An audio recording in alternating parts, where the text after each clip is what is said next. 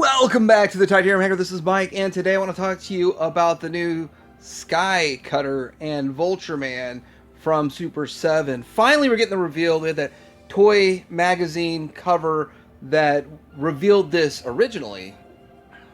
But when I saw that this was up for pre-order, I was sitting there thinking, do I really want to spend $150 on this? I don't really need the Vulture Man. And then the price was there, and it was a solid pass for me. But I'm going to tell you what they're doing better with this vehicle, the good with this vehicle, even though I'm probably going to pass on it. But then I'm going to tell you what they really should be making. I mean, in all reality, this unproduced stuff should be getting made. We'll talk about that. We're also going to do some comparisons, and I'm going to show you pricing on vintage. If you want to get vintage ones, they'll work also. This and more. A lot to say about this because I collect all this stuff anyway. Vintage and modern, and I've got a lot to say coming up.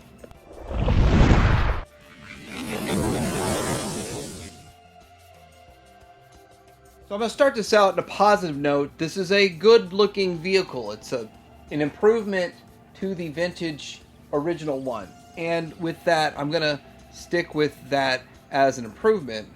So I do admit I've been cheating a little bit here. I already made a video talking about this when Toy Collector Magazine first revealed it. So this is a Toy Collector Magazine, and a clip from that video to show you what does the cartoon look like, and what does the actual vehicle look like, and what does the vintage one look like. But I will say this.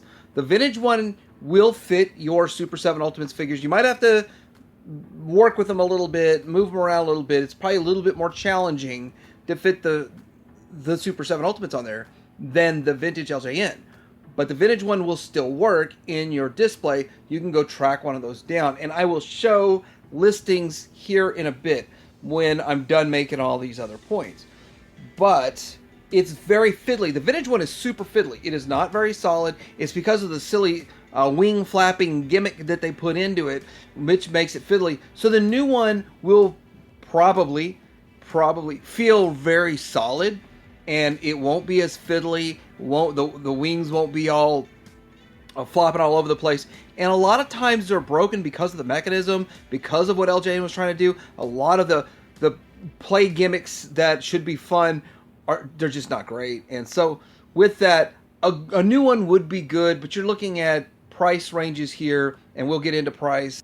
Now let's just look through the pictures that they've released. So we've got new pictures here, and looking at the seat, it's not a smooth, flat seat. In fact, the seat is textured. It's kind of strange.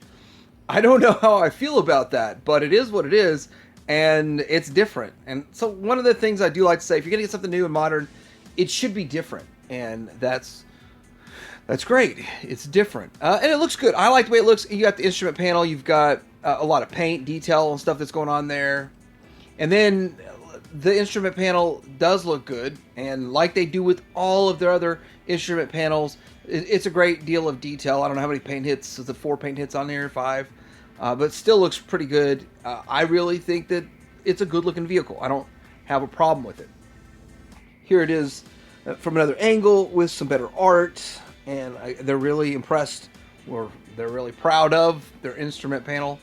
Actually, I really do like the art when they go out of their way to put some sort of background in there and make it look a little bit better. That's a lot of fun. I do also like this, where it looks like Vulture Man is walking to there, and here's the thing: it's bluer, more bluish in some pictures and more grayish in others, which is still one of those weird things about Super 7 is till someone pops up with it in hand, you still really don't know exactly what shade, color it's going to be. It's one of those weird things with Super 7.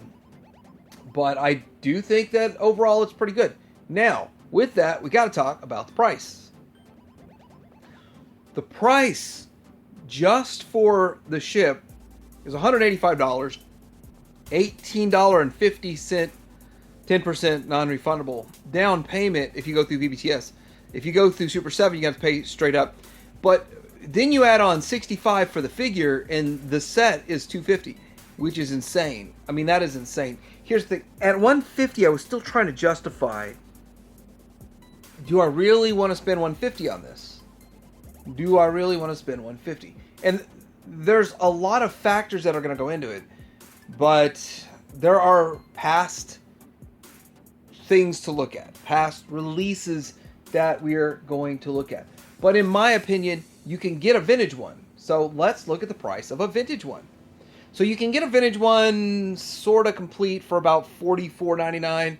That thing looks pretty close to complete. I think there's some hoses that you're supposed to have on it, but pretty close to complete overall if you want to snag up a vintage one. Now, again, the vintage one's going to be flimsy, flippity-floppity. It's not going to be as solid as I believe this one to be. So 185 or 45.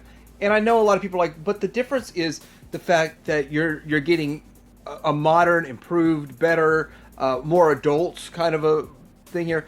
But see, that's the other thing. Like, this already exists. We can already get it. This is a little bit different than, say, G.I. Joe going to G.I. Joe Classified. You can't use vintage G.I. Joe vehicles with your classified figures. You got to get a bigger one. The LJN figures are very close in size and scale to Super 7 Ultimate, so the vehicles mostly work with it.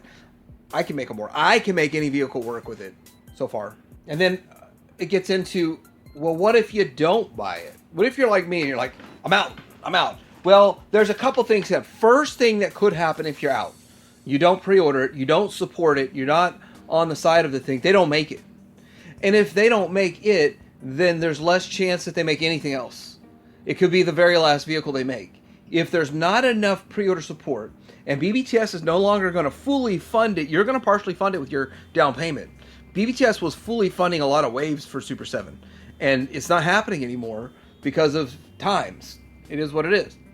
There's not all the free helicopter money raining down from the sky and all that kind of stuff.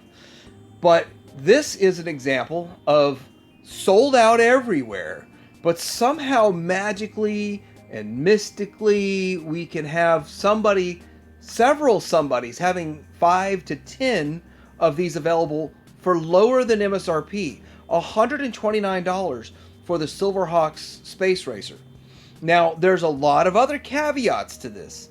That the Copper Kid is sold out at pretty much everywhere, and it's just weird how it all looks the same. It all looks like Super 7 made another 1,000 or 2 of these and just pawned them off on either other people or these are clone accounts. But one of them's in Kentucky, so I really don't understand it. I'm trying to string it together. Don't want to sound like a conspiracy theorist because the word conspiracy no longer has meaning. Now it means truth, delayed truth, but it's truth. So with that, what's going on with this Space Racer? And if we wait and don't pre-order, and then the Skycutter shows up, will it still show up and you can get them cheaper down the road? I don't know. But I think big part of this is, though, that Silverhawks is a smaller collecting community than Thundercats. And the fact that Copper Kid's sold out, so who wants this without a Copper Kid? And also with that if we don't support it, it still just doesn't get made. And they're learning from this. Now, what else could they have made for a reasonable price? So when I'm thinking about this, I'm thinking, okay, if you're going to charge $187 for a vehicle, what vehicle could you remake that you can't get for a third of the price on the secondary market? That's the Hovercat. Now, I already have a few Hovercats. I don't need another Hovercat. But if you made a Hovercat even greater than this, I would be in on one. I would be in on it. But see, you can't go get a perfect Hovercat for a third of the price. You're even if they just match it, like it's cost $150 to $200. So at $187, this would make a lot more sense to me. That's just me, though. Maybe not everybody shares that idea, but it would make a lot more sense financially to reproduce a vehicle that would be maybe in higher demand. Or maybe this isn't in high demand at all. Maybe nobody really cares about the Hovercat. It's just expensive because they didn't produce very many back in the day. And people are telling me the bad guys need a vehicle. Okay, the bad guys need a vehicle. I know, we're going to get to that. That's the counter to all that. But we also have the Thunderclaw. And that's a good vehicle. But again, the Thunderclaw is another one that you can get for a relatively affordable price. The handles are hard to get and expensive. But aside from the handles being hard to get and expensive, the Thunderclaw is relatively easy to get. Now, I've got 2 different versions. There's one with wheels and one without wheels. and then they've got these little rubber grabby things on them. But for the most part, you can make your Super 7 Ultimates figures work with this. And I also believe that this is a much more solid vehicle than the vintage Skycutter. So that makes a big difference. The fact that the vintage one's already pretty solid makes a big difference. I'm not saying they should make this. I'm just saying that these are the other vehicles out there that are kind of in this range, in this scale, and they're probably trying to stick to this range and stick to this scale. So then you say, okay, well, they want a bad guy, and they want it at this smaller price point, not the $500 price point. Then you think Nosediver. Now, a lot of people like the Nosediver. I think the Nosediver is a terrible vehicle. Now, I have it. I actually had two. I sold my extra one. I didn't really need an extra one. But I have this, and the thing is that it's not fun. It's not great. The little spinny nose cone thing doesn't always work. But I kind of think that Super 7 can make this into a good vehicle. So as to where the vintage Skycutter still could work great for display, this isn't really that great on display in my opinion, but I think they could do things with it that would make it more displayable. But again, I don't think I'd pay $187 for this. But what would I pay $187 for? Well, some vintage unproduced items. And I've already said this in my other video. I mean, it's repeating itself, but if it's the way I feel and believe, and it's true, and now more than ever with these higher prices, and I'm sure somebody's going to be like, they baked in the tariffs, and that's why it's more than the other ones. Well, that's interesting. Bobby Valla was able to not have to bake any tariffs in, and he operates in the exact same climate, although he's not working out of California, so that might be a difference. The Laser Sabers Thunder Strike. So Thunder Strike's a big vehicle here, and it would cost a little bit more, but looking at it overall, I mean, I don't know what they would have to charge to deliver this, but here's what they've got to do. To give us something like this, I'd be on board. But would the normies be on board? That's the problem. Would the average collectors be on board? I think that anybody that's continually supporting this would. But would they be able to do this at $187? I think they got to figure it out. They got to figure out how to make something like this for $187. I'd be in on $187 for this. They got to be able to figure it out. There's something. You've been making toys for a long time over there, Super 7, Brian. I'm your biggest shill fan. Figure this out and prove me right how awesome Super 7 can be at making stuff like this. Don't come out with like a Thunder Tank and act like this needs to be $500. Make this work for $187. However, don't need any electronics. Don't need any nonsense with it. Bare bones, make it happen. I mean, why not? This is something else that needs to get made. And I know this is almost as big as the Thunder Tank, but this needs to happen, and they need to figure out how to do it for the appropriate price point. And with that, we've never gotten the Feliner, and people would love to have the Feliner. Figure out how to make it happen. And I mean, even if they want to make it exactly like the show and all that kind of stuff, but there's got to be a way to make this happen. The 187 price point, I know that's a bit of a stretch, but why not? What's the holdup on this? Why can't this be done? What would you have to charge to make this? $300? I mean, even at $300, it'd be okay. $500 is ridiculous because people are able to pick up Thunder Tanks now. People paid $550 after tax and shipping, all that stuff for a Thunder Tank, and can go get them for $300 shipped now. So it's ridiculous to pay $500 for this thing. So with that, I mean, up to $300 max on this guy, because I do understand it's much bigger. But if you could really figure it out, how come you can't figure out how to get the prices down on these?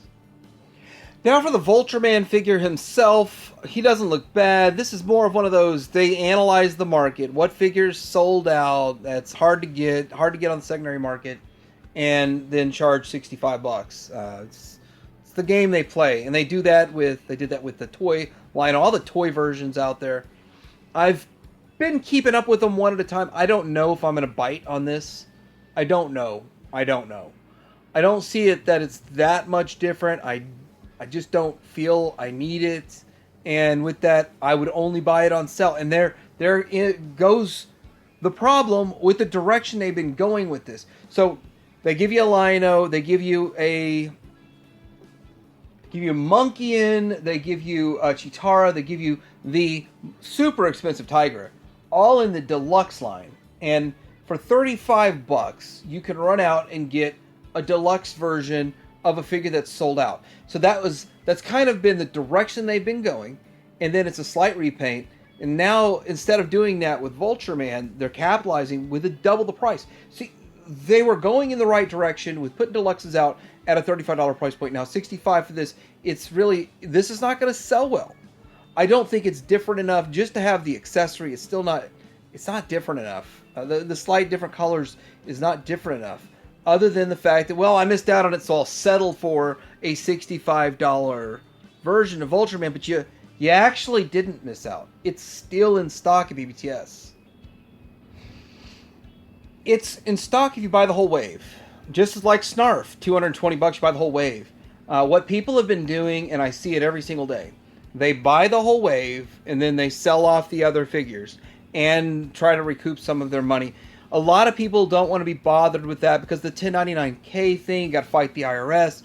In fact, we lost anywhere between 30 to 40% of collectible sellers from eBay and other platforms because of that whole 1099K situation. No, nobody wants to really mess with that. Nobody wants to mess with that. But the reality of it is, this is part of collecting. It is, if you collect and you want this figure and you don't want to pay one person $100 for the one figure and you want to sell the other ones off for 30 each, maybe recoup that, you're still spending $65. So, I mean, there's a lot of angles to look at it, but it's technically not actually sold out if you want to get a Vulture Man, or if you're missing any of these other characters too. But in my mind, I'm like, if you've got the other three characters, how did you end up getting them and not a Vulture Man? There's a lot of questions in there, but, you know, I have the answers.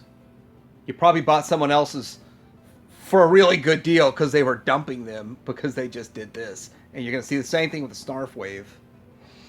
Anywho, tell me what you guys think about this. Is $185 or so on this thing too much? Plus tax, plus shipping, $18.50 down.